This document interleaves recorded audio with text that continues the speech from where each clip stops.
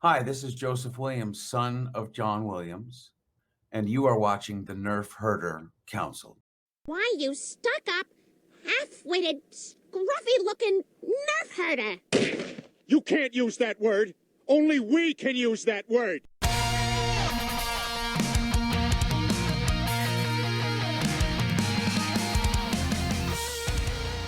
You're tuned in to the Nerf Herder Council, your source for Star Wars opinion, conversation, and debate. Featuring your hosts, JT. I don't care. It's close enough. I'm not here to be accurate, god damn it. I'm here to just say it. AJ. They literally sneak out by hiding a girl under a giant trench coat like a Three Stooges gag. What the f***, Disney Plus? Come on now.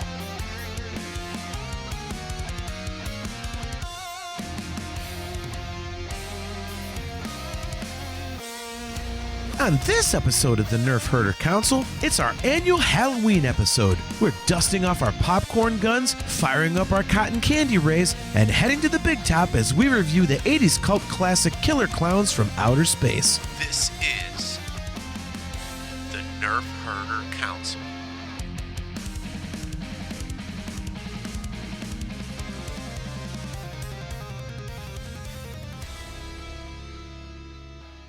What's up, guys? Welcome to another episode of the Nerf Herder Council. I am your host, JT.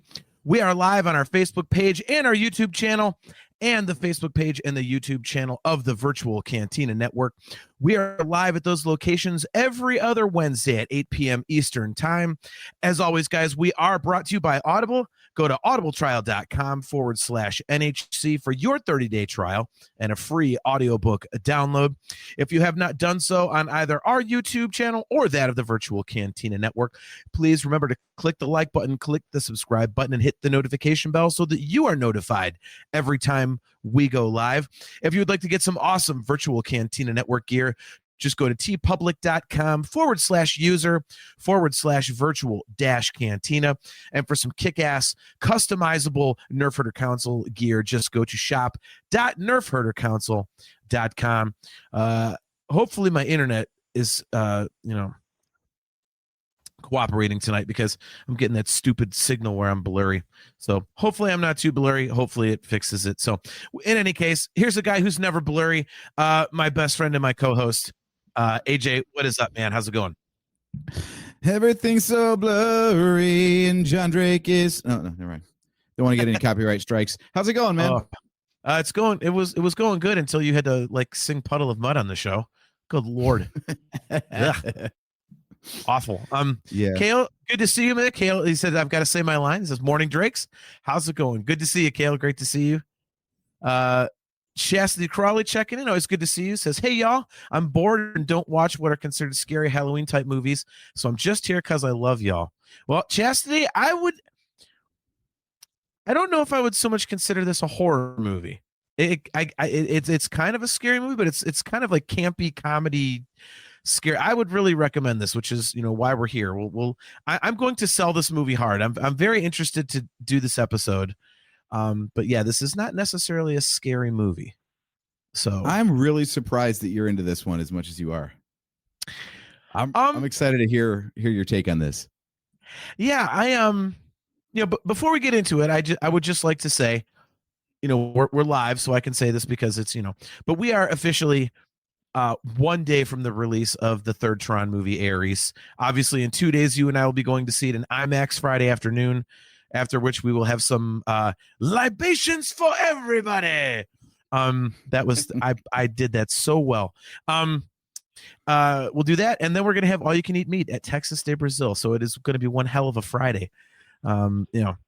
Unfortunately for my toilet, my buddy Jonah will be here, and because he and I will be obviously drinking afterwards as well, my poor toilet down here, it will be end of line. But there you go. But really? Yeah, I did that. So yeah, so getting into this one, we'll just jump right off here. So I gave you a choice of films. So if you don't like this and if you think it sucks, I gave you another option, which I think is universally praised and loved, and you did not choose it. So I said we could either do Killer Clowns from Outer Space or Nightmare on Elm Street 3 Dream Warriors. And you chose Killer Clowns. So I don't want to hear any bitching. Dude, who's bitching? I love this movie. I was surprised to hear that you offered it up. Like I said, this isn't one that I thought that you would be into. Yeah, this is one that, like, so a few years ago, I saw it in bits and pieces. And then I finally, you know, about a month or two after that, I was like, I got to watch this thing. And I watched the whole thing and I was like, okay, it's obviously cheesy and whatnot. And then you chose it for tonight's episode. And I went back and watched it and I was like, man, this is like so stupid, but it is so fun. And then I found myself rewatching it last night going, I actually want to rewatch this. Like, right? I mean, it was like, you know, I mean, oh my gosh. So yeah, I mean, this is a really, really, it's just a fun movie. And I mean, it's cheesy as all holy get out, but I love that. You know, I don't know. Like, it's one of the notes I made, actually. Like, it's one thing to have this idea and be like, wouldn't it be hilarious if, you know, like aliens came down from outer space and they were like all clowns and their ship was like a circus tent. It's not, okay, let's put together a brief. Let's pitch it to the studio. Let's make sure we hire a director of photography and a costume designer and yada, yada, yada. All the things that go into making a movie over something this dumb. Yeah. It's incredible. The commitment to such a dumb idea. I know. I love it. By the way, Chastity says, the scariest movie I ever watch is The Haunting. Never even watched classics like Nightmare. She says Nightmare on 13th. Nice. Nightmare on Elm Street is what you're going for, and Friday the 13th. Chastity, I can give you a list of some of these to watch. They're really good. So I think you're missing out on some cool stuff there. But and this one is not scary. Yeah. No, I mean, it's got some creep factor to it, but I think it's the creep factor comes from the fact that it's like the big animatronic puppets in Chuck E. Cheese coming to life as like evil looking space clowns. Yeah. You know, yeah. So if you're freaked out by clowns, that's about the only thing you're going to be scared by in this movie. Yeah. So Kale says he chose Killer Clowns because the other has been done already. I've never heard of this one. All right, sell it to me. Why should I try and find this for my spooky season viewing? That is what we will do, Kale. That is what we will do. Shane Hardy, great to see you, man. He says, have you played the game? I want to get it, Kale. There is a game that came out pretty recently, actually, on PlayStation 5. And I read the reviews, and they say it's kind of repetitive. But I think I might, you know, spring for it when I got a few extra bucks, just as like kind of like a funny, goofy, like, you know, video game playthrough type of thing. So, all right. So, yeah. Yeah, this is, I don't know if this is considered horror so much as it is camp. Shane's quoting camp. Yeah, Shane's quoting the movie in the comments, and we're going to get to that exact quote. So yeah, I'm surprised you liked it. I thought you were going to go, what in God's name did I make myself watch? So dude, I'm always here for the weird stuff. You're the one that seems like a bit of a harder sell. I don't know, man. Like I'm so into like these types of cheesy, like shitty special effect, just goofy, you know, off the wall types of things that it's like, you don't seem to get into those sorts of things like I do. I mean, to start out, was this the first time you had seen this movie? No, I saw this a couple of years ago. Okay. Did you remember liking it then? I remember liking it, but also being like, what the hell is this? Oh, by the way, there might be some profanity on the Nerf Herder Council. So if bad language offends you, then fucking watch out. Yeah. And the views of the Nerf Herder Council don't necessarily reflect those of the Virtual Cantina Network. Damn, I missed it. Yeah, I wanted to use an F-bomb and had to pivot real quick because we hadn't warned people yet. You know, we have sensitive viewers. That's right. Chastity's afraid of scary stuff like us. Right. So anyway, so you saw it a few years ago. Yeah, it's pure camp. You'd call this a B movie, right? Oh yeah. Yeah. Oh yeah. Okay. Yeah, it's one of those ones where it's not really even scary. It's just deliberately hilarious. Yeah. I mean, Okay. Talking about something like this is scary. Like I would say Ghostbusters is scary. Maybe even less scary than Ghostbusters. You know, like there's almost nothing to it. I want to jump ahead a little bit because speaking of weird and campy, it comes up early on. They shoot at God, I don't even remember the characters' names, but the main couple that we follow throughout the movie. They escape the circus tent the first time, but they do get Debbie shot and at Mike, with a popcorn gun. Debbie and Mike, thank you. So they get shot at with the popcorn gun, which comes up later. The popcorn hatches into baby alien clowns, right? Yes. So that is just a splooge gun. Why are you another episode? You're getting gross. I mean, what? The last one, dude? What else could you come up with? I mean, also that's what. So the reason I focused in on that is because they shot him with popcorn. I'm like, what's popcorn gonna do? And it didn't do anything. And then it started moving. And then the little baby. I'm like, wait a minute. So what were you ever going to do to Mike and Debbie with this gun? Look. They shot them with the popcorn so that the popcorn would go out into the world and then it would like make a whole bunch of new killer clowns. Okay. So this is an outer space bukkake gun. Got it. For the love of God. Views of the Nerf Herder Council don't necessarily reflect those of the Nerf Herder Council. Oh my God. By the way, Chastity Crawley says, clowns don't bug me. My mom actually used to be a professional clown. So you have a clown in the family. That's but a funny career choice. Scary movies. Yeah, right. Cale McLeish. I want to unpack what Chaz just said. Shane Hardy brings something up, by the way.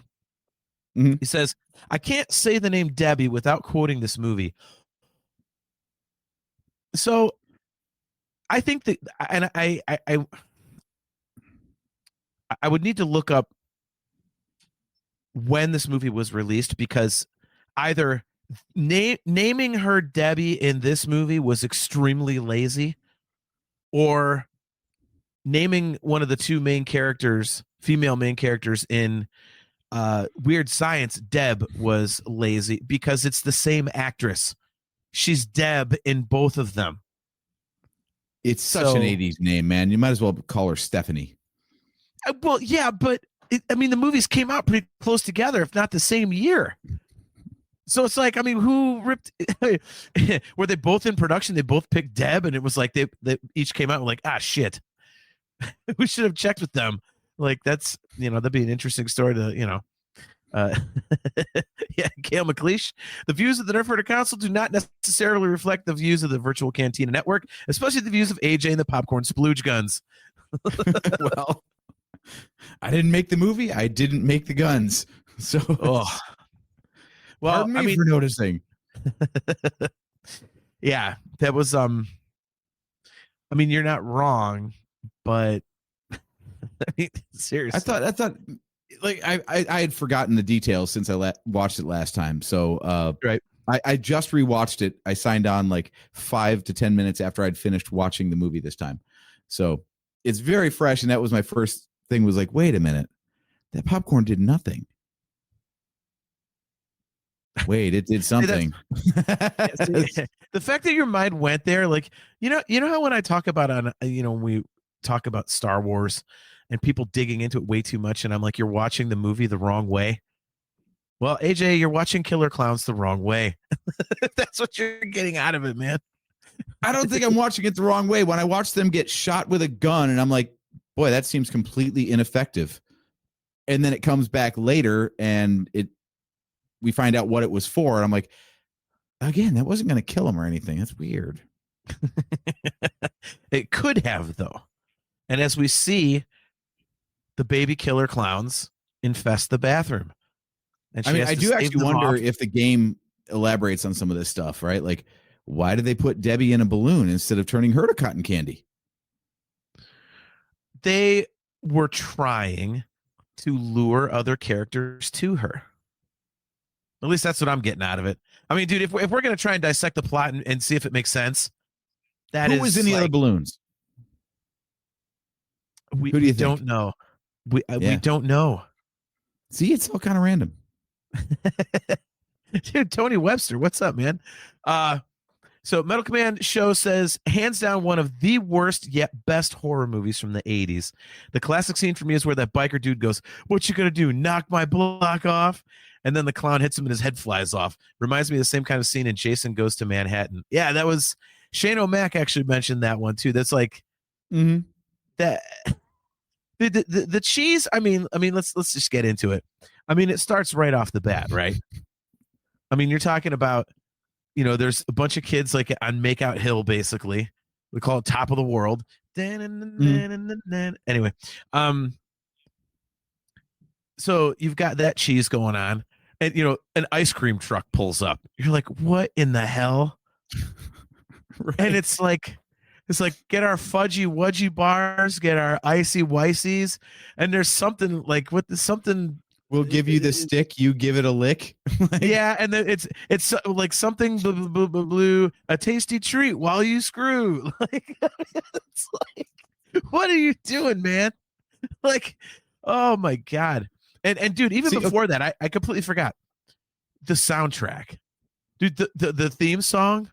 Yes. Like bringing genocide to the human, like, it is so unbelievably just hilarious. I mean, I need to look up these lyrics and read some of them out loud because, like being half deaf, I have to have the subtitles on pretty much everything I watch, just because I can't hear a lot of dialogue sometimes because half deaf. So having it on, I can see what it says, and it says like P.T. Barnum said it so long ago. There's one born every minute, don't you know? Some make us laugh, some make us cry. These clowns only going to make you die. Right? It's so great.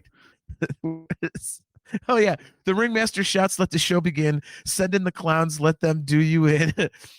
See a rubber nose on a painted face, bringing genocide in the human race. It's like, yeah. It's time to take a ride on the Nightmare Merry-Go-Round. You'll be dead on arrival from the likes of the killer clowns. They're all diabolical bozos. Oh my god, look at this. Oh, look around, what do you see? Tell me what's become of humanity. From California shores to New York Times Square, Barnum and Bailey everywhere. Man, how can you not love that? Like, immediately you're like, oh god, what am I getting into? If you've ever wondered why the population's going down, blame it on the plunder from the likes of the killer clowns. This is like so good, dude. Like I watched a little bit of behind the scenes stuff, like the making of, and it's just like I just keep enjoying this movie more and more. It's just, oh my god, yeah. It's still of its time too. Like, this is one of those movies that, like, it works in the context of being in the 80s. I don't know even how you'd make this today. You can't. It's like a Sharknado, but kind of. I don't think people would be in on the joke like they were back then, dude. And the shitty special effects make it. I mean, you can't. I mean, like, the clowns just are like dumpy and goofy looking, and just the. I mean, like the tent, like flying, and the clown riding next to the car. Like, I mean, that's part of the appeal of it, is that the shittiness and the dumpiness of it. You know what I mean? Like, I mean, it's you just can't. I mean, put it this way: whenever I have to watch a movie for the show, and it's something that Steph, my wife, I know that she doesn't like, I'll be like, hey, I got to go downstairs. I got to watch this movie. Or are you going to bed soon? Like, are you falling asleep soon so I can put this on because you'll sleep through it. You won't care. And, because I know she won't like it. So I told her on Monday night, I was like, well, I got to watch Killer Clowns from Outer Space for the show. She goes, okay. So apparently when we watched it before, she liked it enough to be okay with watching it again. And I was like, this does not seem like a movie. You know, AJ, you know her like better than anybody. Like, this does not seem like a movie Steph would be like, oh yeah, let's watch Killer Clowns from Outer Space. This seems like the sort of thing where she would watch like the first few minutes, roll her eyes, and then say, I'm going to bed. Exactly. That's the exact reaction. Yes. See, and Kale and Chastity are positing what would happen. This is in the chat. If someone got one of the little pieces of popcorn in their mouths. So yeah, Kale says, Christ, AJ, we're thinking about it and it's your fault. I didn't raise the question of what if they got it in their mouth. That is true. But anyway, so we got the soundtrack, and then the cheese starts right off the rip with the ice cream truck, which is just hilarious because they're like, and also the absolute country bumpkin out of nowhere. Like I was gonna get to him in a minute. I was gonna get to him in a minute. Yeah, well, another great line. When he's like, they're throwing garbage at the ice cream guys, like, get out of here. He's like, oh, you want some ice cream? Well, you're not getting any. And some guy in the back goes, we were getting some before you got here. Right. It's just like, it sets the tone, man. Like, you're like, oh God, it's one of those. And then, we get to the country bumpkin who, out of nowhere, like, where is this set? Where is this supposed to be set? I always get the feeling it's like Pacific Northwest somewhere. Yeah, I thought the same thing. Yeah. Like, where's this hillbilly from? Like, out of nowhere. Like, nobody else talks like that at all.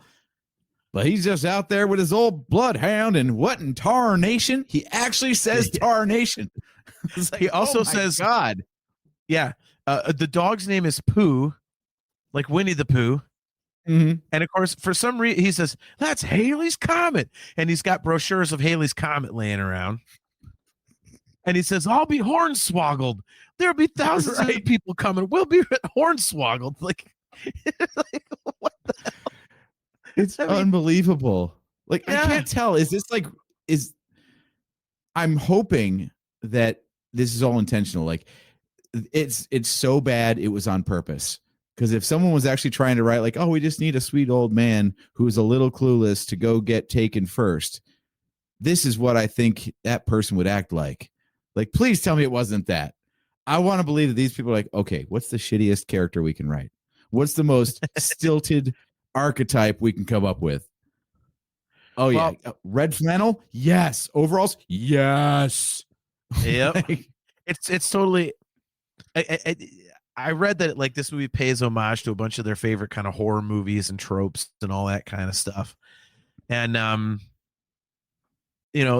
honestly, what it kind of reminded me of was Creepshow, the first Creepshow movie where Stephen King is, when the meteor hits and then he gets all covered in moss and eventually turns into just a big pile of moss with Stephen King glasses on him. Like, kind of reminded me of that. But yeah, I mean, it's, the kids on the top of the hill are cheesing up with the ice cream truck and everything. But if you weren't sure what you're getting into, the old hillbilly definitely sets you straight, So, it's just, I remember the first time I watched it, I was like, okay, we're going to do this. It's that kind of movie. Cool. Yeah, Shane Hardy talking about the theme song, like dude, that theme song is like so good. It's so good, man. Oh yeah, dude, I was I'll post these on Patreon. I take notes while I'm watching stuff just so I can remember what the hell I've seen. And the first thing I put, to Shane's point, first note, theme song is amazing. Yep. because it is. Second note, though, Dean Wormer as a cop. Perfect. Yes. I'm glad. Okay. Thank you. Yes. You get that. This very firmly is planted in early 80s, just based on the actors that they chose. You can tell exactly who was popular and being cast in between the 1980 to 82 window.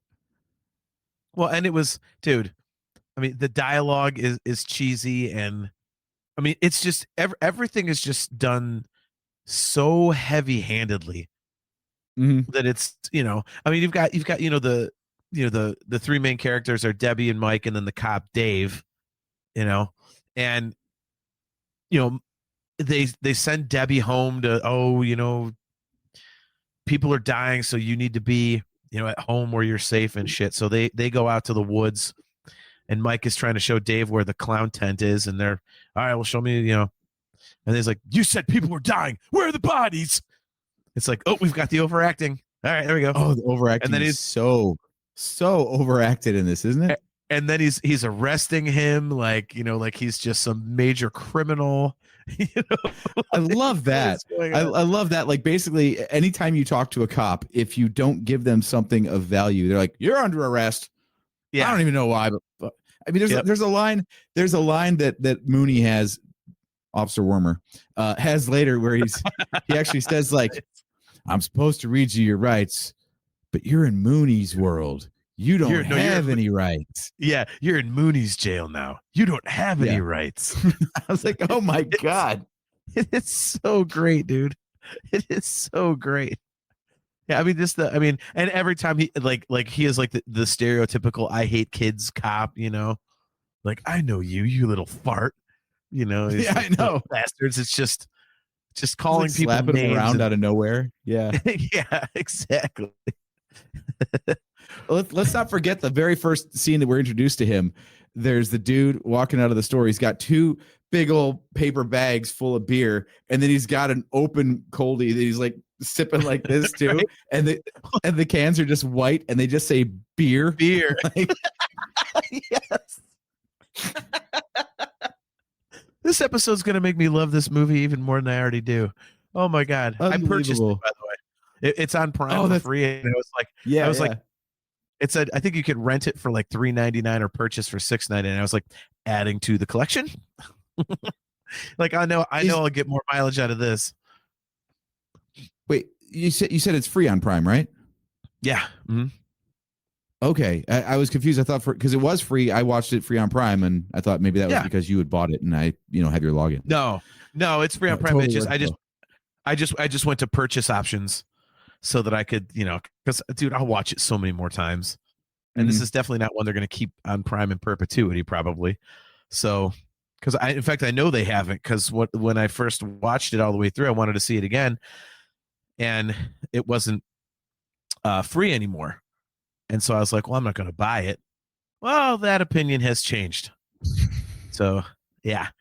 Chastity Crawley says, you keep talking about ice cream, even though it's just as a way to increase the cheesiness of the movie. Now I want ice cream, punk, trying to eat 1% healthy. Shane Hardy, from the Jack Black School of Acting, if you're going to act, overact. True. In relation to the beer, he says, that's government beer. That's awesome. Oh my gosh. The other thing I noticed is, it's, again, totally of its time. The ADR is just on full display. Like, awful dialogue matching, and I don't care. Yep. It's just glorious. And there's like reverb on part of it. Did you notice that? Yeah. Okay. I wasn't sure if that was just like mine screwing up or something. Yeah. Yeah, like, I don't know what happened there. Like, did they go stereo, but it was like offset for a second or something? But the sound quality is so up and down with these lines and stuff. I'm like, oh my God. Like, the scene in the pharmacy really stands out to me. Like, I couldn't tell, like, is the clown speaking, but his mouth isn't moving? Or is that like supposed to be the pharmacist off camera talking? Or I couldn't even tell. And I didn't care. It just made it more charming to me. Yeah, by the way, speaking of the pharmacy scene, this will be great for our audio viewers, but I would like to do my rendition of the druggist in the pharmacy. And he does a little something like this.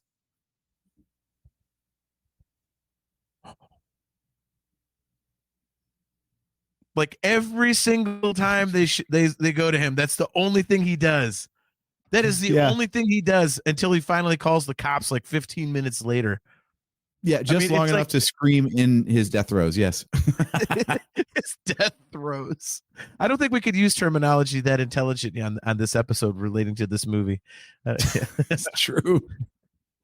So, but yeah, every single time they show him, he's going. Like, it was just like, oh my God. I mean, the acting was like, if it wasn't overacted, it was so underacted. It was so I mean, at the end with like the cops that pull up when the spaceship is taken off, and you've got that one female cop, and she's just literally like, dude, I should have grabbed a screen grab of that. You talk about the most androgynous cop ever. Like, was that just Weird Al Yankovic missing his mustache or something? kind of was. It's time for androgyny. Here comes Pat. I was gonna say it's Officer Pat. It totally is. Kale McLeish says, if Joe is here, please insert fishhook on that last reaction of John's. Yeah, Kale, I'm not kidding. If you watch this movie, dude, I am not kidding. You will see exactly what I am talking about. When the druggist first appears on screen and he makes a face, you will see it like 17 more times. It is hysterical. The one thing I am surprised that you actually gave this movie a pass on, you mentioned the dog. Dog's gone, man. Dog's dead. They killed the dog. Don't know that. We don't know that. It should have come out of the clown car at the end. That would have been peak right there. By the way, it's not it. It's Pooh. It's the old man's Pooh Bear.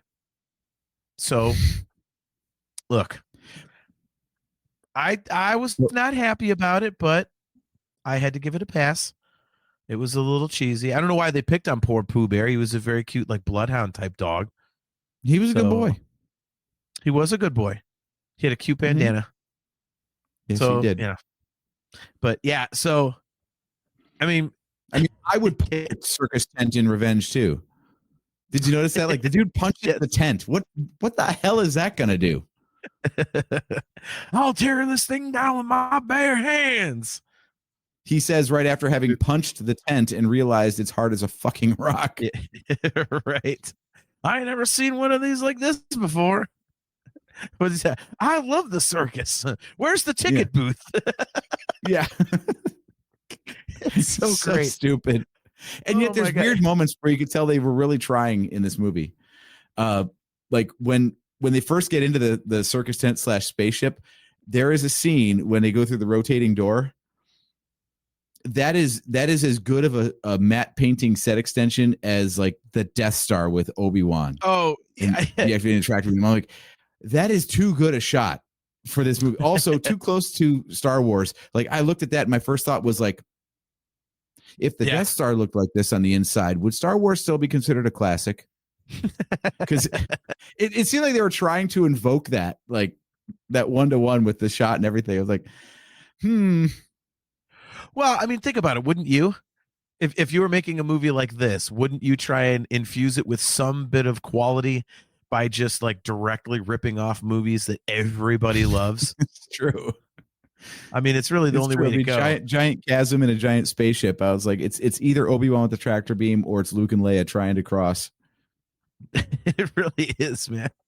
Like, yeah, that whole thing with, I mean, the ship like being a giant circus tent, and then there's all this goofy shit in there, and I mean, the doors were hysterical where they just stand and something circles around them, and then, I mean, the amount of like reused sets that they had to have on this was just awesome.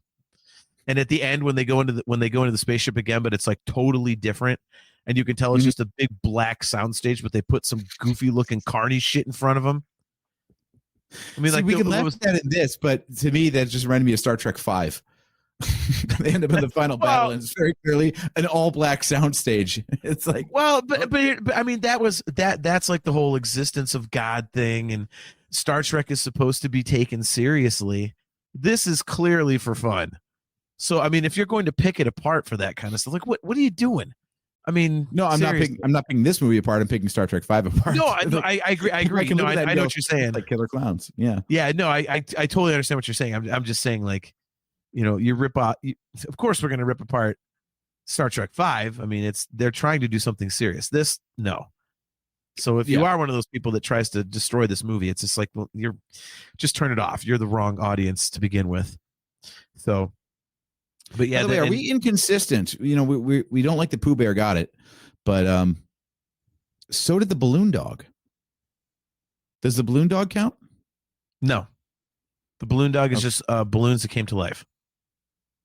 Okay, but balloon dog was a good boy. Balloon Dog did his job. Yeah, but he was evil. Oh, we know dogs aren't evil. But balloons are.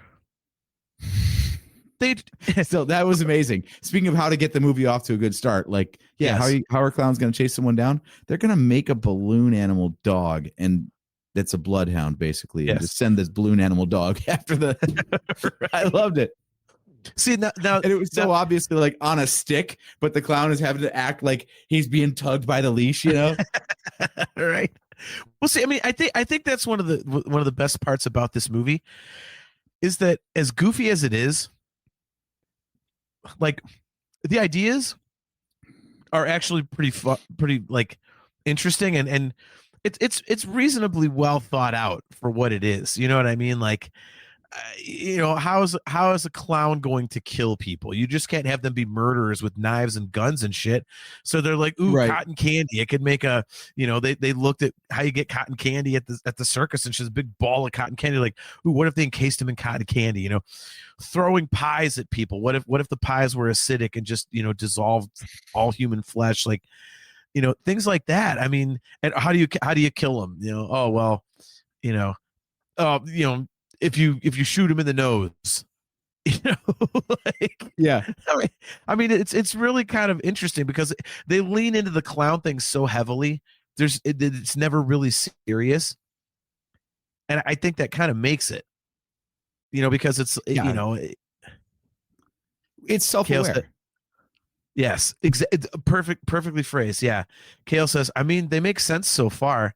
Yeah, I mean, Kale, the way that you kill him is you shoot him in the nose, and if you pop their big red nose, that's like I think the guys who made the movie even said it's kind of like the whole zombie shoot him in the head thing. Ours are clowns, so what do you always think of when you think of a clown? You think of a big red nose, so shoot him in the big red nose. So all right, so you have something you want to bring up on screen here. So this is great for our audio viewers. I just wanted to show. So when I make these notes, I type them in real time as I'm watching the movie. So I had this one here. Theory: the clowns are real, and the circus has been impersonating them this whole time. And doesn't that actually get said in the movie later? It actually does get said, like, hey, maybe the clowns are aliens, and they always have been. Well, and that's what they said, is that it's like what if the killer clowns are like the original thing, and what we know to be clowns are just like ripoffs of those, right?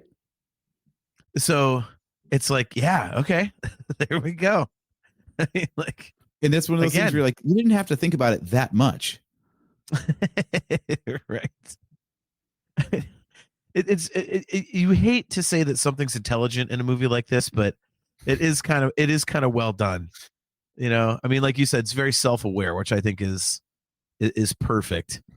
I mean, one of our favorite types of movies, I think you and I, are the ones that are so dumb that they're clever, like Airplane, like The New Naked Gun. And this, I think this falls into that category where you could tell, like, they knew they were making something stupid and they were doing it on purpose. Yes. This is a movie that, like, you and I would try to write, or if we were actors, you and I would totally act in. I'd be like, sign me up for this. Sign me up for this all day long. I would love to be a part of this. It would be so much fun, dude. So much fun. Oh, and by the way, another thing I noticed that was hilarious when they're in like the cotton candy room for the first time. Like, Debbie and Mike are hiding, behind the cocoons of cotton candy, and that, the one clown is in there. He just hung up another cocoon, and he's messing with the popcorn machine. There's all those goofy levers. He's like barely touching them. They're moving like an inch, but he's supposed to be working all the levers, but they go about that far. Like, oh my God. It's like, seriously. It is. Oh, and then when they're in the hallway, did you notice how unbelievably slow the humans are running? It Both was like of them, them and the clowns, both. Yeah. Oh, like, I mean, the clowns, like 4 feet because they film you here. Okay, run. Yeah, exactly. Well, and it kind of looked like they were pumping their arms at normal speed, but their lower body was like in slow motion. And at least with the clowns, you know they've got the giant goddamn shoes. Mhm. But humans are like, what are you doing? Like, you're never getting out of there. Like, this is going to be like the longest chase ever. Yeah, I give him credit though. She said it's like when you try to run in a dream. Exactly. That's Yeah. exactly what it was like. This is a real problem though. One of the podcasts that I listen to is, like especially during COVID, a lot of actors being out of work, they would go and rewatch their own stuff, like especially if it was a TV series, and they launch a show about it, do a podcast. So one of them was like Star Trek Voyager. So two of the main cast did a whole rewatch from episode 1 through season 7, and they always talked about like the hallway walk and talk, because they only had like a certain length of corridor, and no matter how much dialogue they had to cram in, they had to adjust their walking speed to get it all in before they ran out of set. And it's exactly that, where they're like, we might have like 2 or 3 paragraphs, like 20 seconds of dialogue. We've only got like 10 seconds of walking to do. So what do? Right. You walk at half speed and you try to make it look like it's totally normal. And it's like, no one walks that slow, dude. Or vice versa. It's hilarious. Yeah, like you got like 3 things to say, but you got to like cover 3 hallways worth of distance while you're saying it. Yep. Yeah, it's awesome.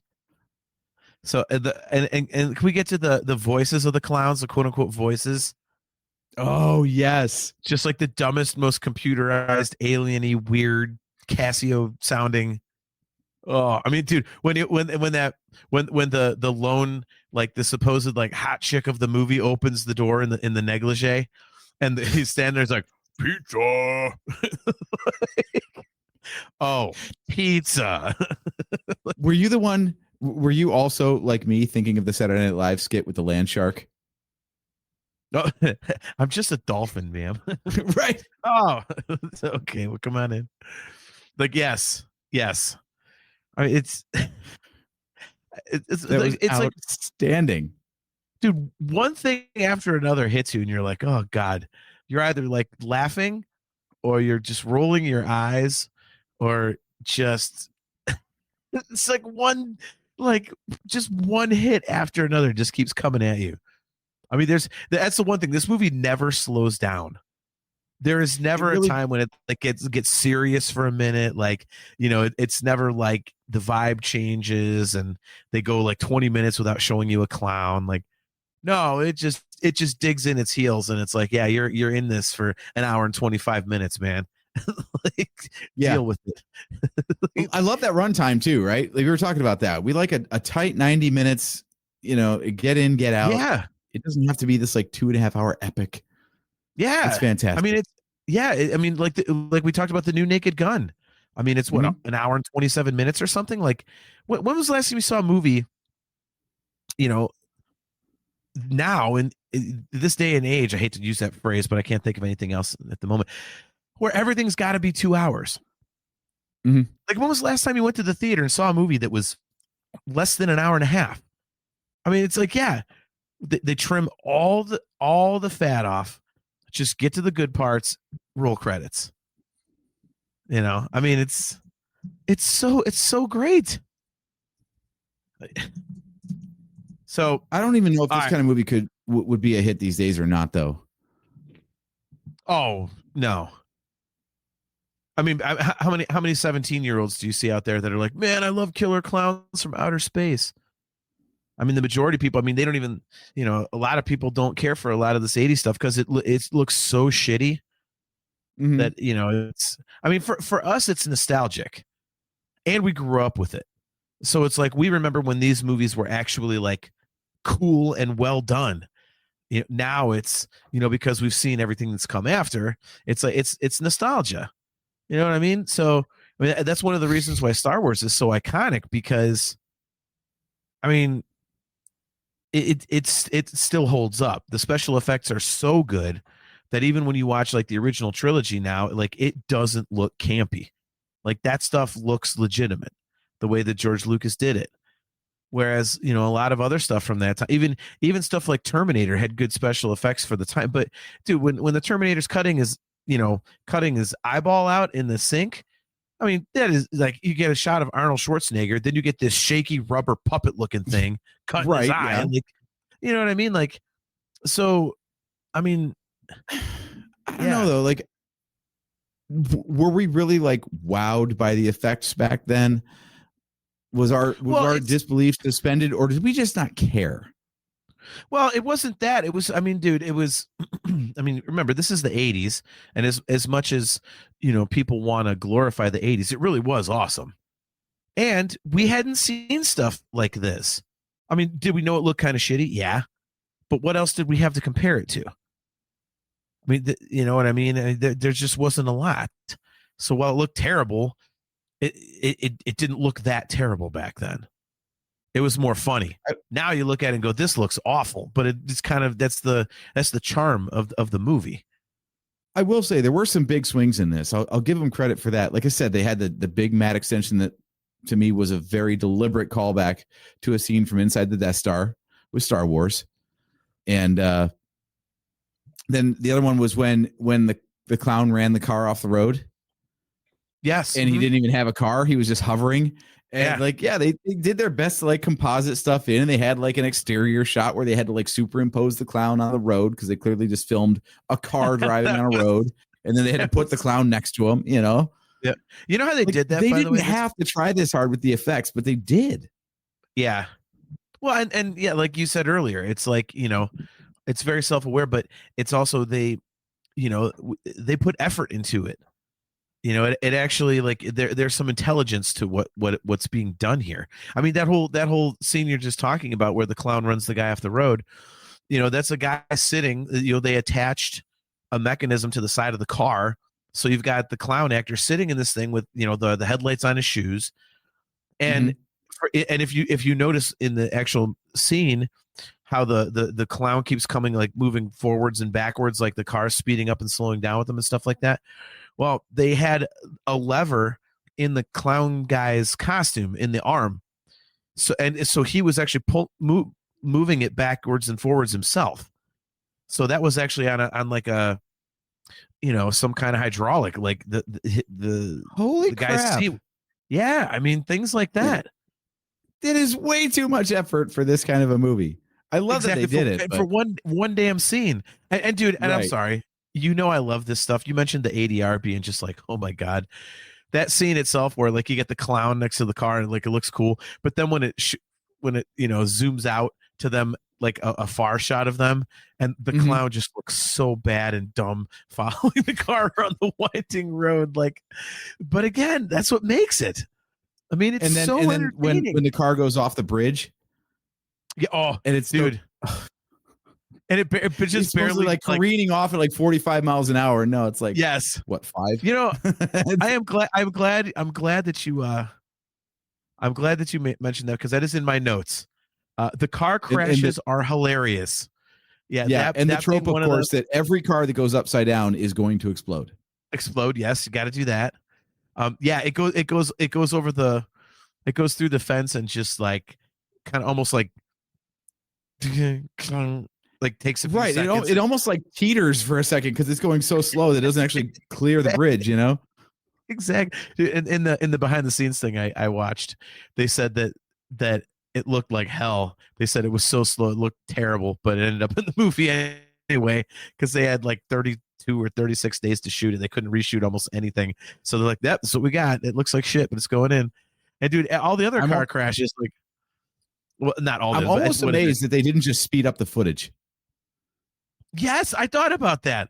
Like, isn't that a thing, like reversing film and like putting it forward and that kind of thing? Yeah. Like I thought like, okay, that was. So you'd have a shorter shot overall, but at least it would kind of be going fast. Right. Yeah. And dude, like the cop car hitting a couple things. Like when he runs into you could tell they only had one car and they could not fuck it up. Oh, and it hits the car like a mile an hour, but then it shows inside the cab of the car and the guy's like, oh, like he just got exactly just like a whiplash event. It's like, yeah, okay, that's not what it looked like at all, but I mean, it was again like things that just, I mean, and the clown deaths are just fantastic. Like they were mentioning the biker scene. Those are OG Star Trek levels of special effects, right? Like, yes. Actually, the effects, it reminded me of the original Transporter. Yes. No, like that biker scene, dude, where it's like that guy that How many comes times out like, has chat mentioned that, by the way? yes. What are you gonna do? Knock my block off? And it's like what they and again, cheesy little things you notice when you watch it over and over again. It says when the big muscular biker comes over, is like, "Can I ride your bike?" And the clown's like shaking his head no. Mm-hmm. And then he's like, "Well, can I ring the bell?" He's shaking his head yes. And then he just takes the bike and mangles it and messes it up. And the biker guy goes, "Oh no, I broke your bike." On the screen, and you hear like the like the clown voice making but on the screen it says clown crying. Like seriously says that. And then he's like, well, and the sound effects too. You can tell that's like a little Tykes. It's a plastic whatever that the guy's just demolishing, but it's got like crushing and metal mangling sounds. Yep. Like it's a monster truck going over a school bus or something. Like, yeah, okay. It was like aluminum trays that they were like bending, crackling as close to the microphone as they could. Like, yeah, and then of course the clown jumps out of frame and then drops back in with the boxing gloves, and you hear bing bing bing like yeah. What are you gonna do? Knock my block off? And all you see is barely a swing, and then people screaming. A quick shot of the guy with no head, and then the head flopping into the garbage can. Like it's so awesome. I love the body effect though. Wasn't that great though? It like stands there for a second and then like just crumbles. Yep. And clearly on a string, and someone just went, "Okay, let go." I mean that one was awesome. Like the shadow puppets, like that, like the one shadow puppet is Washington crossing the Delaware, and they have the patriotic music playing and everything. It's like, oh my god! I mean, it's just, and what was the security cop at the amusement park at the end when they go to get back into their ship, and he's like, "What are you gonna do with them pies, boys?" It's so good. Kale, I know we're trying to sell you on this. Hopefully we are. This movie is like so unbelievably awesome. Sometimes when we get acting that's this bad, I wonder if we're just being mean about it, because I'm guessing if you come in for a bit part like that, you have no idea what the context is. You just get like one line that you've got to read. You're like, all right, whatever. You have no idea what's going to happen before or after, or what the premise or the style of the movie is. You just basically got paid $50 to come in and show up on camera for 10 seconds and then get buried in pies. Exactly. Like speaking of deaths, yeah, they bury the rent-a-cop in pies, and of course it eats all of his flesh off, and of course the clown's got to put a freaking cherry on top like he's a sundae. And then when everyone shows up to get into the ship to rescue Deb, he's like, "Oh, what is that?" That's like, it's a bunch of pies. Like, or that's not pie. And you look down, of course, there's a skeletal, a skeleton arm sticking out of it. It's just like, are you serious, man? Like, it's just one hit after the other. Yeah. So I'm glad they did follow up with that though, because again, it's one of those things like the popcorn gun, whose function I will not reference again. Like the guy starts getting pelted with pies, and you're like, all right, I know this is a B movie, but no one like collapses unconscious or dead from having pies thrown at them. Yeah. I mean, unless he's diabetic or, celiac or something. I don't know. But right. But yeah, like, so in the moment, it's like, okay, it's a goofy movie. We're just going to believe that pies can kill somebody. And then they follow it up with, oh, it's like acidic pie. Okay, now I get it. Yeah. But I actually appreciated that little bit of follow through on there to explain what the hell that meant. Wait, did you say acidic or yesidic? It's Hebrew pie? Like, sorry, couldn't resist. Oh, it's kosher. It's kosher, yes. Okay, there you go. If you're going to talk about the splooge gun, I'm going to talk about yesidic. So there we go. Bad joke. So I can't talk about splooge, but you can make jokes about the Jewish faith. Okay. I mean, I just thought it sounded like that's what you said. I'm just saying. the jokes they are flying on the Nerf Herder Council tonight. Oh my God. Yeah. By the way, yeah, the cop Mooney, like going back to that, I know we started getting on him and then Oh God, yes. Please do go back to him. Yeah, it's such a great character, dude. He had his Peter Griffin moment. You caught that, of course, right? Yes, of course. Yeah. Dude, the Jack Daniels in the drawer, of course, like the cop cliche. How checked out was he? By the way, don't you love that he just went straight to? I'm not answering any phone calls anymore. Screw the police department. The police department is shut for the night. It's all a prank. I'm not answering the phone at all. Everyone's lying. I'm not answering the phone at all. Like, screw this. Yeah. And like you said, it's Dean Wormer in a cop's uniform. I mean, and I would bet they probably went to him and said, yeah, we want you for this role. Just be Dean Wormer, but as a cop. Yeah. Yeah. I can do that. Typecasting. What's that? Exactly. Dude, he made a great end with like the little, like the noisemaker, that little thing turning into a hand and like choking him out. Like that was awesome. I mean, do you think part of the charm of this is that like some of these deaths are like they're actually done badly? Like there's no wind up. You want to like kill him with a noisemaker. You'd expect there to be a little bit more than just like I'm gonna pull this thing out and it's choking me. Like there'd be a moment of pause, like to give the audience a chance to be like, oh, I know what's gonna happen. I know what's gonna happen. Yeah. No, they just did it badly. I think because it was drawn out a little bit with that one, because the clown was actually comes into the police station when he doesn't believe there's any clowns around, and he does like the water, the squirting flour, the water out of the flour, and so he's already pissed off. So they kind of dragged it out a minute because you're like, ooh, how's he gonna die? It was a bunch of fake outs. Yeah.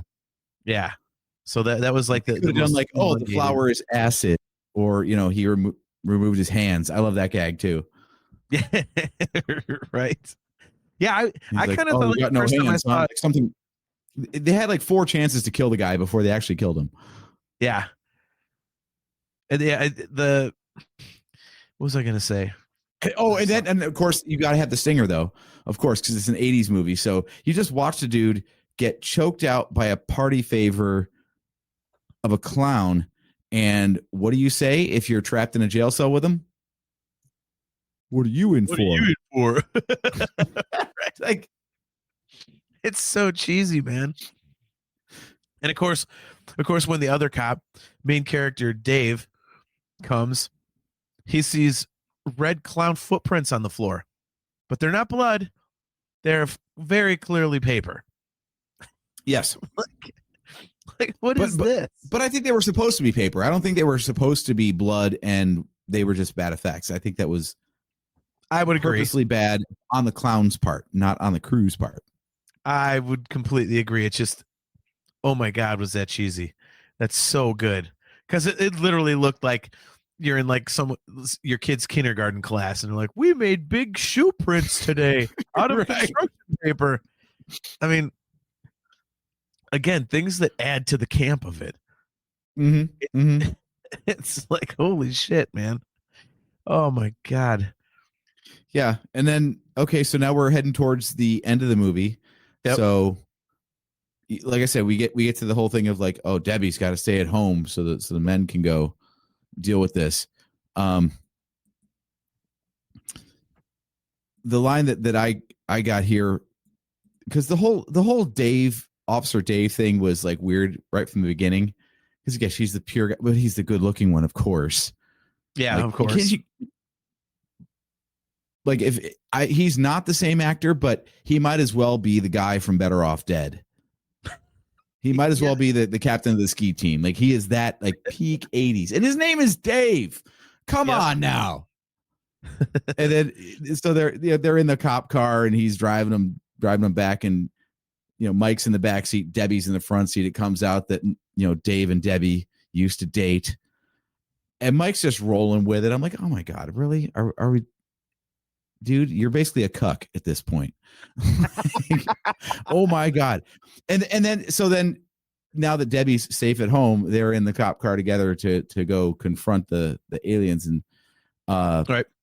I actually wrote down Officer Dave's line here. It's obvious she goes for laughs, not stability. Yeah. Like, fuck you. Just fuck you.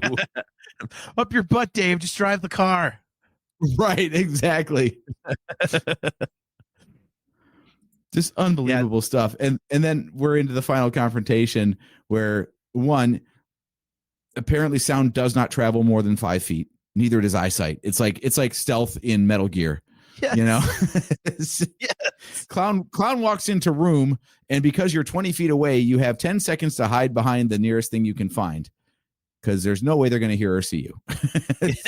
Okay. Exactly. And like we said, the ship all of a sudden gets like shitty. They're like walking into a giant dinosaur mouth. Yeah. And of course the clowns just walk through there. Dude, that hallway, what looked like a hallway, they're standing in front of all these like disparate, it looks like cutout things, but it did look like a hallway. Like, oh, we got to go this way. They run into it. And all of a sudden, each layer is different. They're just bouncing back and forth, going hee. Yeah. What is this low budget shit? I mean, Oh, that oh was my god! amazing. And I then loved you know they end up in the main room, and they're like, "What are we gonna do? We better climb this like statue thing." And of course, you're surrounded by like 40 killer clowns. I was actually amazed they had that many clowns for that. That was, I think their whole budget went right there to costumes. Exactly. Yeah, dude. I read that they only made 4 different head shapes for those clown costumes. So they said one is like a triangle. Was it? Yeah, they just yes. But I guess if you look, like they're different. There's only 4 different shapes, so they could recreate them and just paint them different with different hair. I was like, okay, mix and match. But yeah, so they get up there, it's like the Wookiee army from episode 3. Yeah. No, seriously, they did the whole digital. I know what you mean. I copied and pasted with different props. Like, okay, your bandolier goes on that guy, and blah blah blah blah blah. So, well, look, you know I'm the behind the scenes guy, so you know you're speaking my language with that. So, like, but yeah, and of course audience, you're like, dude, I'm talking to the audience. We got to be Star Wars at least a little bit. Well, that's true. That is true. Well, I was thinking about that, by the way, a quick sidebar. I was like, is there a Star Wars horror movie that we could do? And then I thought, oh God, please never let that happen. Please never, ever let that happen. Supposedly something about that is in the works. And I'm like, please don't be.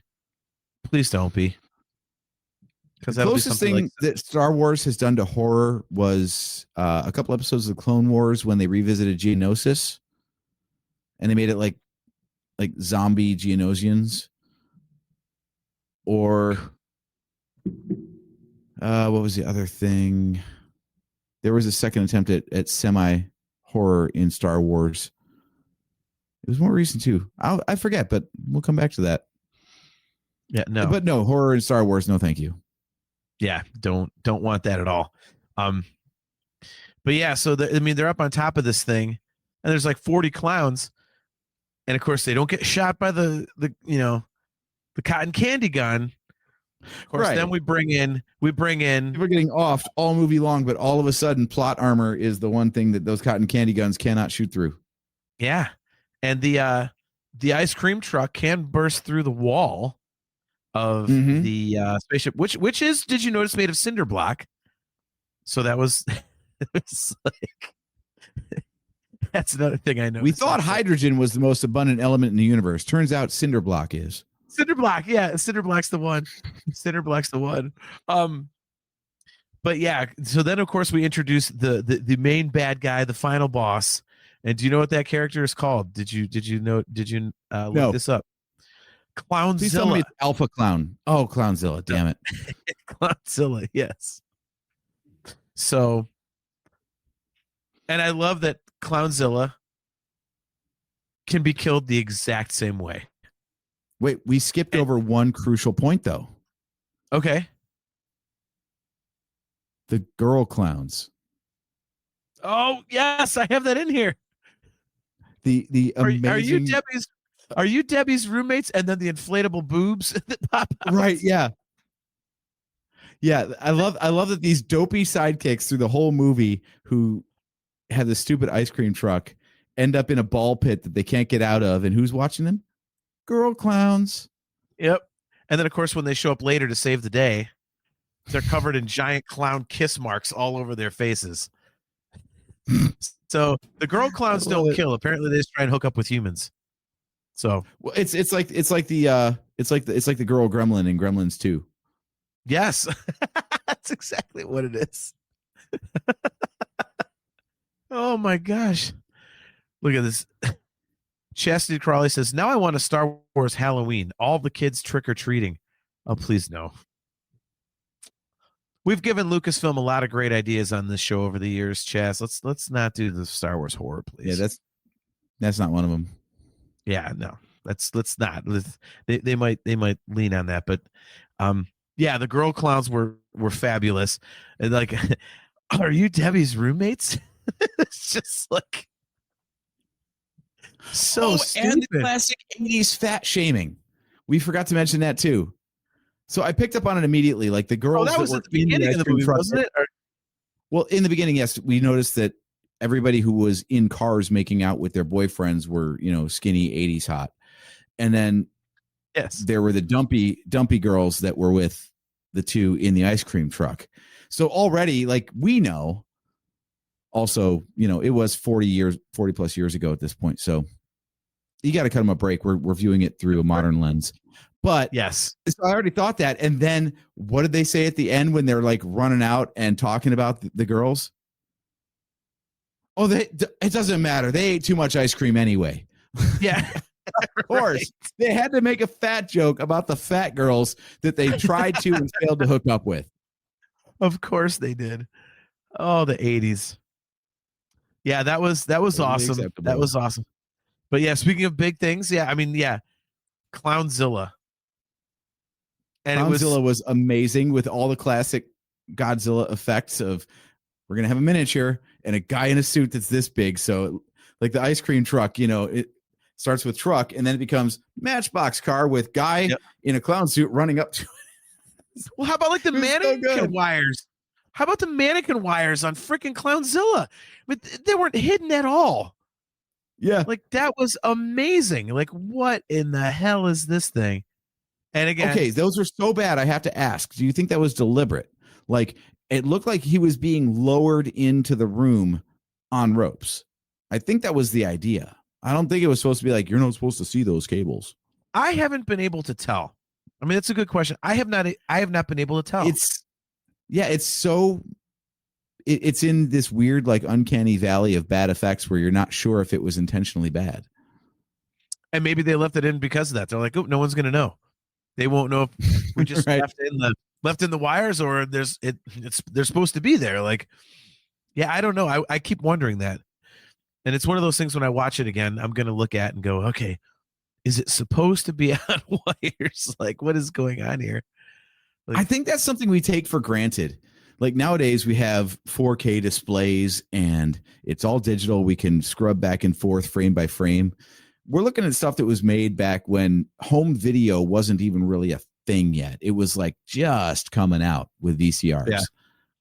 So it was like you go to see it in the movies, you see it once, and then it's forgotten until it hits reruns on TV, which again sucked. You couldn't rewind it. Yeah. Your picture quality was trash. So I think a lot of the stuff that we make fun of now was kind of acceptable at the time. Even the audio. Oh. I mean, Star Wars famously had to ship with mono and mind-blowing stereo audio.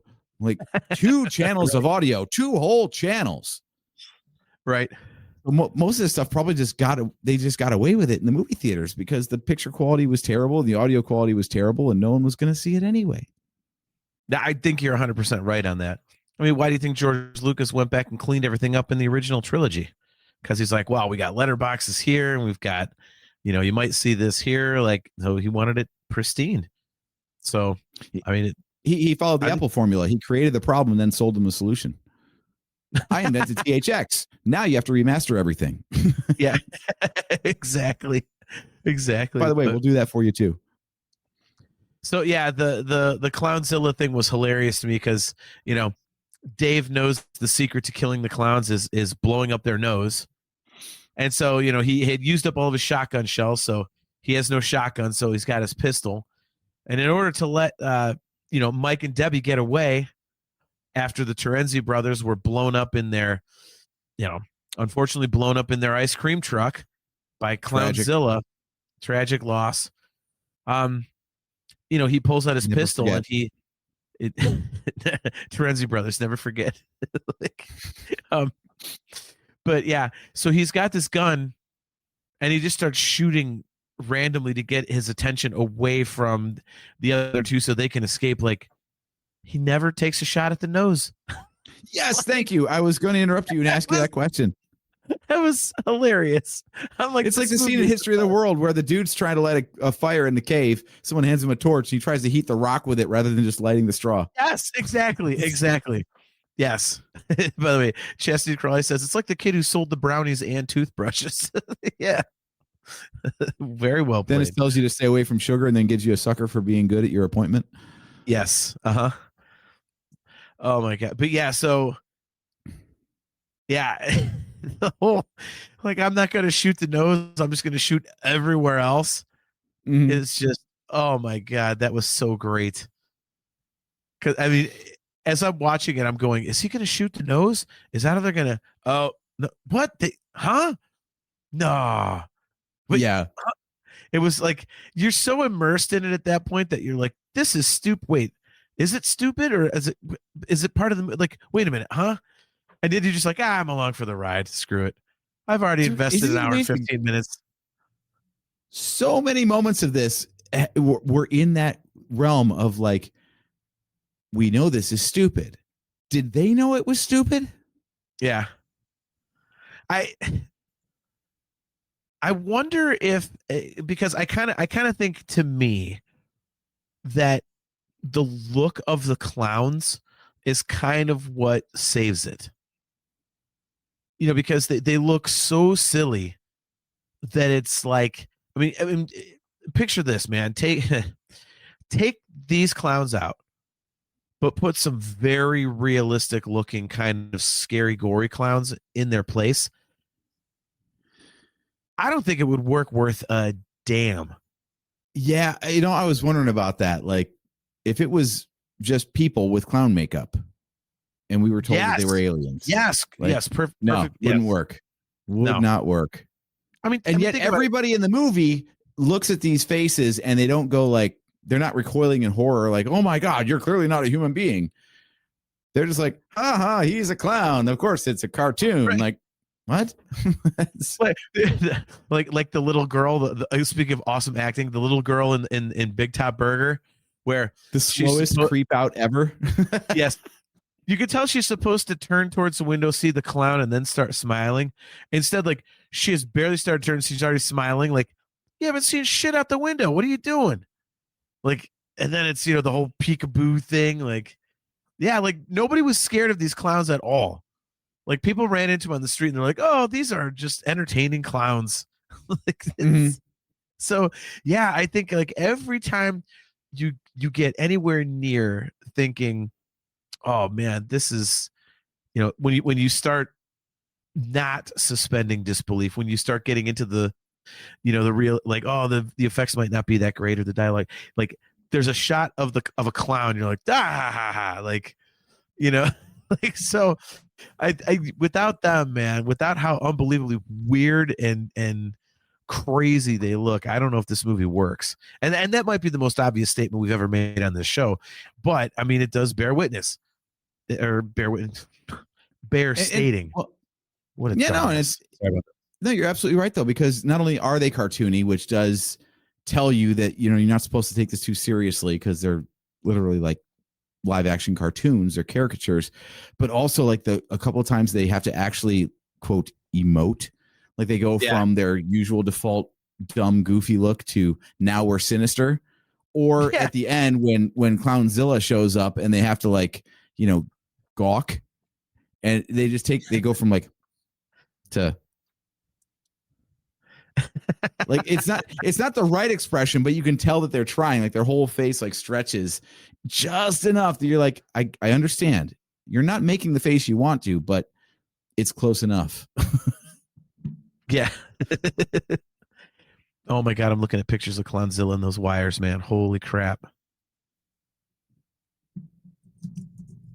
Apparently, it's JoJo the Clownzilla. Oh wait, Oh, he probably did they tastes actually name delicious.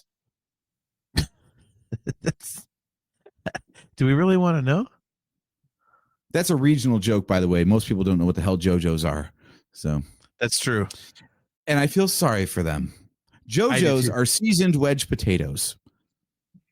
Big fat wedge potatoes, and they're Mhm. they're very crispy on the outside, but like soft and fluffy on the inside, and they're like very salty and just so good on the coating if you get it right. Oh. Anyway, damn it. It's like John in Jesse food form.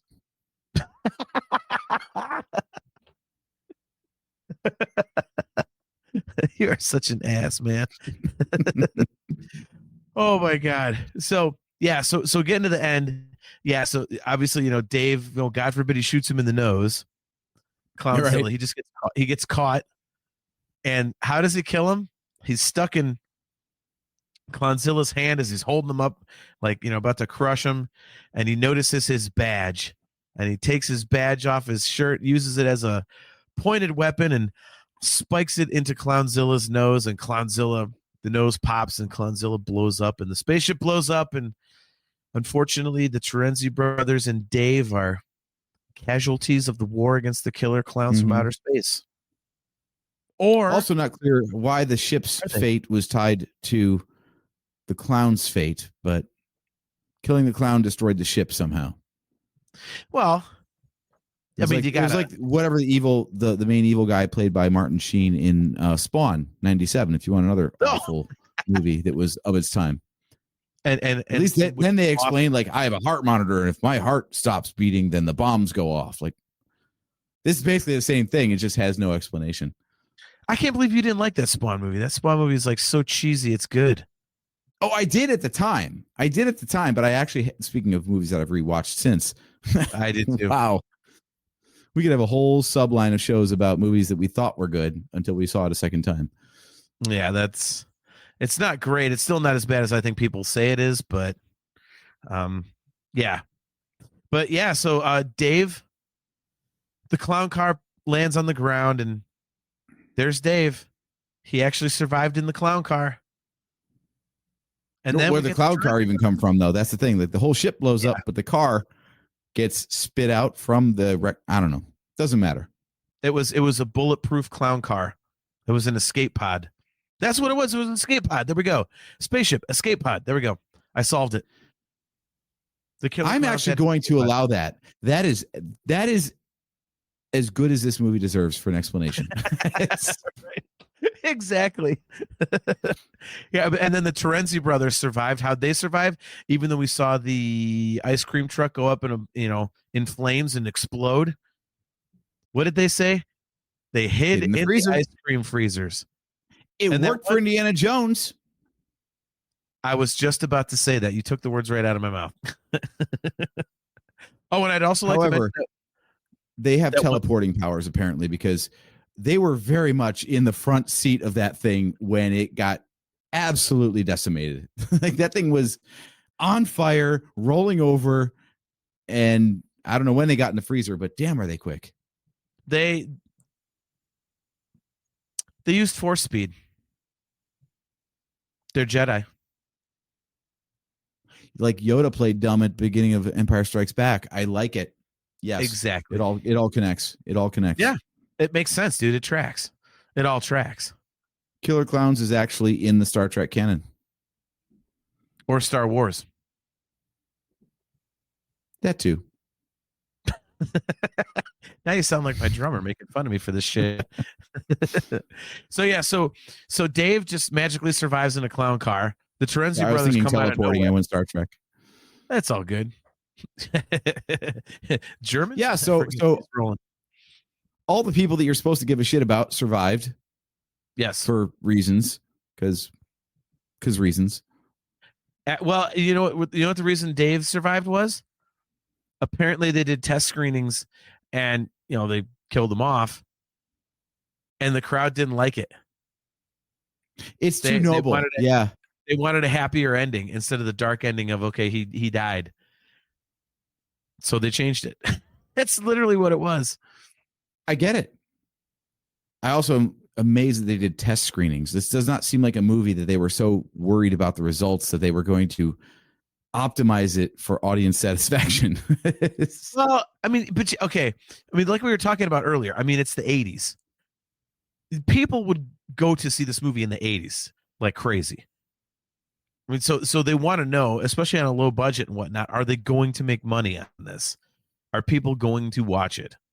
I mean, that you would have to assume that's the thinking, no? I mean, yeah, but I'm just amazed that thinking about how long it took to make movies back then compared to now. Like now everything's digital. If someone doesn't like something in a test screening, you can get that cast in there. Like, first of all, you've got the information like the same night, and you can have people back on set the next day to film a new scene and then ship it via the cloud and have it screening, within 24 to 48 hours.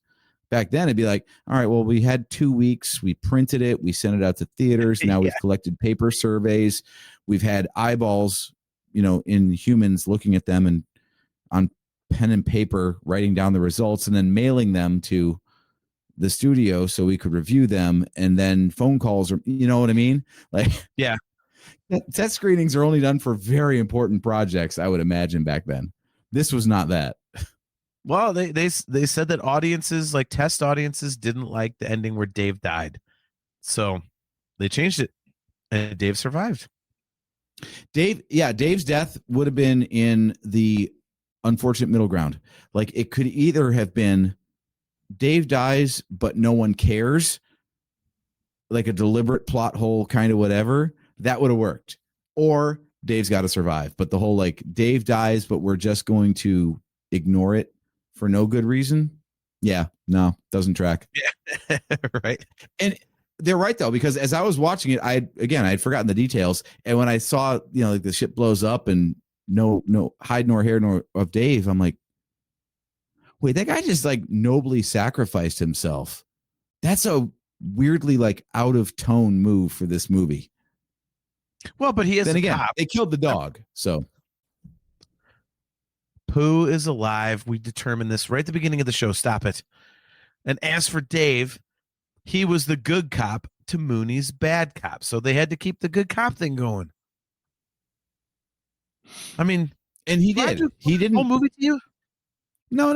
He did not act with the assumption that he was going to survive. He tried to nobly sacrifice himself. It was pure coincidence that he didn't die. I get that. Like he was doing all of his heroic stuff. If he had actually died, it would have been a bit of a downer. Like I said, it actually hit me before the reveal that he survived. I was like, that's weirdly dark, actually. I wouldn't have been opposed to it because you know me and my dark endings, how much I love them. So, if you want a dark ending, they could have actually right at the end let the scene play out, because what did they say? The very last line of the movie, something like, it's over or something. And someone says, is it? And then all three main characters have like pies dropped on them. What if? Oh, that's acid pie. I forgot about that. Yeah. What if they just extended that and they're like, oh no. And you see them just melting away, like just getting eaten alive by the acid pies. Right. And like not even like wholesale, like the cop, unfortunately, but it's like really drawn out. Like yes, excruciatingly drawn out. It's just on their face. It's like cool. xenomorph blood. That's exactly what. See, it ties back to another famous franchise. This thing's just full of Easter eggs, man. Oh my god, this is high art. Right. We've cracked the code. we need to force them to make a part 2. We really need to have a part 2. So let's get on them. Apparently they said that like if the fans make it happen, then they would do one. I was wondering about that. Because you mentioned it for the show topic, but then I was like, I feel like I've heard this name a lot lately, a lot more than an old movie should. So I went looking around, and then I found out that they made a game of it, and then also the director of the movie was talking about potentially making a TV series. Like, so I guess this is one of those things like a Beetlejuice kind of situation where 40 years later they might do some more. Oh, I can't say I'm against more killer clowns. in whatever form. I But it needs to be this shitty. If they go like high tech with it and make it look good, no thank you. It needs to be like the Sharknado. and that's my thing. Is like it's got to be like this, because if you make it good, I mean, odd word to use for something like this, but if you make it good, it's just not going to work. I don't see how it could. I really don't. Chastity is going to bring the whole show down here. Pooh doesn't die. Okay, that's happy, right? But then she says, the director said later that he is the small cotton candy cocoon next to his owner. Well, everybody in the cocoon is dead. So that tells me that Pooh did die. Chaz, I don't like this. It's like Amityville Horror. Amityville Horror is the worst horror movie of all time. Why? Because only the dog dies. Thank you. 1,000,000% agree. John Wick is the only movie to break the formula of if the dog dies and the human survives, the movie is terrible. Well, that's because he avenges the dog. Yes. So the best reason ever for the murder spree that John Wick goes on is you killed my dog. Anytime you've got a revenge plot in a movie, the revenge plot should be you either didn't give my dog treats or enough pets, or you surrendered the dog in the first place. Oh, I like that. Good enough. In case anybody doesn't know, AJ and I are huge dog people, if you can't tell. Go figure.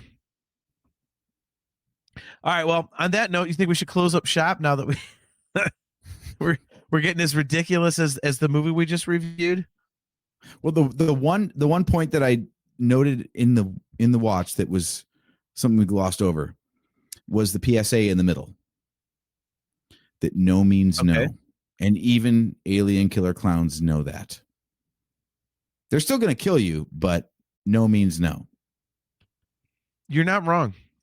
Did you notice that? Like, I love, speaking of like dumb deaths, like we're going to do a puppet show of a guy trying to force himself on a lady, and we're going to, kill the puppet guy and then kill you, the audience, for watching it. Like, right.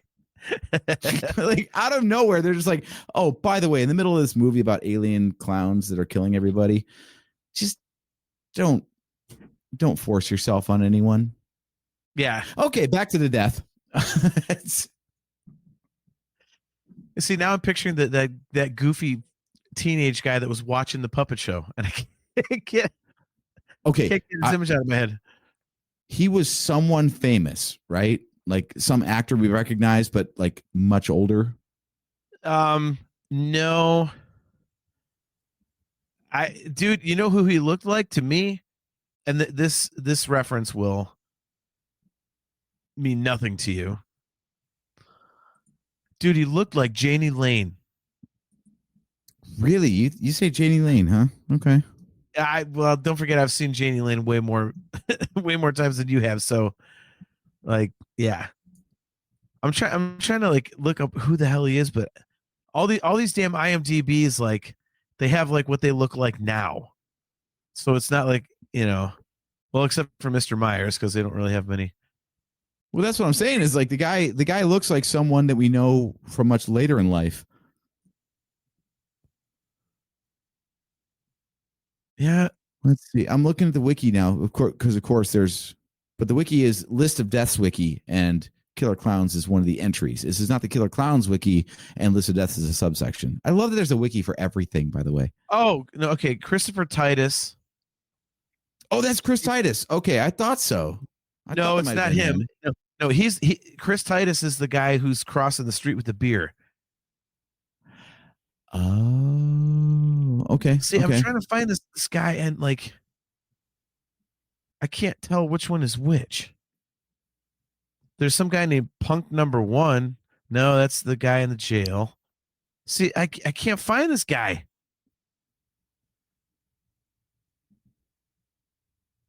And also, a lot of these pictures are like current pictures of them. By the way, I know it's a wiki, so we can't trust everything, but the first list of victims, Pooh Bear. Damn it! Stop talking about the dog. Sorry, man. You know the show rule, man. Cut it out. Actor who died during the Live Googling. This is a great podcast. Yes. I'm doing the same thing, though, so I really can't complain. Puppet show dude. Oh, Randy Doak. All right. Is that the actor or the character? No, it's his name. The actor's name, I should say. Oh. Let's see. Okay, I was wrong then. Because he looks, like I said, he looks like somebody that we know from something much more famous. No, he's known for Deadlock in 1989 and High Run in 2012. He's not. Apparently, he's he not did known for stunts anything. in Killer Clowns 2. Yeah, he's not. Okay. Sorry, Randy Doak. We'll have to get him on the show. That's the kind of guy we'd have to pull to get. Dude. All right, that's a pull back the curtain kind of moment. We've talked about this for a while, guys, where we know we can't interview famous people because we're just not at that level. But we can totally get these people that just like spent a day on set, you know. I was the guy who about this? Yeah. I remember they paid me $50 and I didn't even have a SAG card. So that's why I didn't say anything. The sandwiches at craft services were really good. Yeah. I remember there was a typo on my paycheck and it was a real problem for my bank. I didn't even get paid. Why did I agree to do this podcast? Right. No, I think the closest thing we've ever done to touching fame was when we actually got Mark Thompson, the guy who does audiobooks for Star Wars, to agree to be on the show, just saying we had to run it through his people first, and his people said absolutely not. Yeah. Oh, well, he's busy doing this, and they're like, and we're like, yeah, we got a response. Fuck yeah. Yeah, even the no was like, we got a response. They know who we are. Yep. I kind of felt like I wanted to pull like an Andy Dufresne, though, and just write, a letter a week for, 3 years until finally Mark Thompson came on the show. But I mean, I don't know how many audiobooks he's been doing lately for Star Wars, because the newer ones seem to have, they've been growing their voice cast. So maybe when he's done with Star Wars, maybe we can get him on and hear some stuff. We can have an exclusive. No. You know what? If you're going to step on someone on the way up, don't ask for their help on the way down. Everybody in the entertainment business knows that. Ooh, that's true. Yeah. You could have helped us before, Mark Thompson, and we would have been more than happy to help you out, but no, you didn't do that. And by the way, before we get out of here, Kale's not wrong on this. Meanwhile, John is going to personally ask Dream Theater to be on his other show next weekend. Yeah. I corrected your statement there, Kale. Yeah. If I meet Dream Theater and I don't get kicked out of the backstage by Mike Portnoy for, having ripped on a song that's incredibly personal to him, yeah, I might make mention of that. So we'll see. See, that's still on topic, though, because if he rips on you for that, that proves that he saw it. Oh, I know he's seen the show. But that's the thing. I know he's seen the show. I've actually seen a screen cap of him, or him sending a picture of a screen cap of our show to somebody else. And it was the show that we did, like we went live about him coming back to the band. So he was clearly watching the internet to see what people thought of him coming back to the band. So, all right. That's off topic. So before we get even more off topic, let's close up shop here. Thanks for checking out another episode of the Nerf Herder Council. Guys, you got to check out Killer Clowns if you haven't already. Kale, hopefully we sold it to you. Like I said, you're not even in for 90 minutes. It's like an hour and 25 minutes or something. So you will not have that much time invested. It goes by quickly. It's cheesy as hell. So check it out if you have not checked it out. It is a stupid, cheesy, hilarious, creepy looking clown type of 80s camp movie. So I can't recommend it enough. AJ, as you said, you really like it. So yeah. So as always, guys, thanks for tuning in to another episode of the Nerf Herder Council. As always, we are brought to you by Audible. Go to audibletrial.com/NHC for your 30-day trial and a free audiobook download. If you would like to get some customizable Nerf Herder Council swag, go to shop.nerfherdercouncil.com. If you would like to get some awesome virtual Cantina Network swag, just go to tpublic.com/user/virtual-cantina. And guys, we will be right back here in 2 weeks. 2 weeks. One of these times I want to do Total Recall just so I can, but yeah, we'll be right back here in 2 weeks. The date will be, let me think, it will be October 22nd at 8 p.m. We are going to be talking Tron Ares, and might get into some of the other Tron movies. But yeah, Tron comes out this weekend, the third installment in that franchise. If I haven't said it enough times on this show, I am an absolutely enormous Tron fan.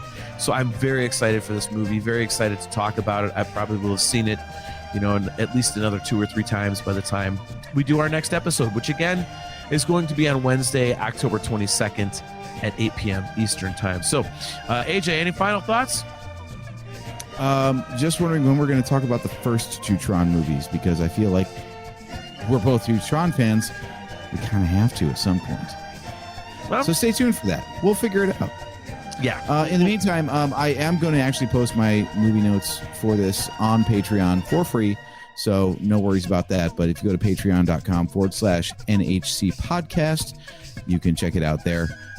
If you want to hear the audio version of this podcast a couple days early, which would be Friday instead of Sunday, then $1 a month will get you that. And any other weird ideas that we have in the meantime, that's our test bed. Basically, anybody who decides to throw us any money whatsoever, we are dancing clowns, and we will dance for you. So NHC.com, I'm sorry, NHC.com, geez. Patreon.com/NHC podcast. That is where you can sign up or just subscribe. And like I said, we're going to put up free content like the show notes when we watch a movie or anything else that tickles our fancy in the meantime. Awesome. All right, guys. So we will see you on Wednesday, October 22nd at 8 p.m. Eastern time. Until then, thanks to everybody in the chat today. Shane Hardy, our very good friends, Cale McLeish, Chastity Crawley, Tony Webster for tuning in there for a minute. And guys, until next time, I am your host, JT. He is AJ. I'm on the socials, but you really don't bother. Just nerfherdercouncil@gmail.com. There we go. nerfherdercouncil@gmail.com. So do that. And as always, guys, we will, where's the damn outro video? Where'd that go? Oh, there we go. Anyways, we'll catch you next time. Real. I'm an idiot. See ya.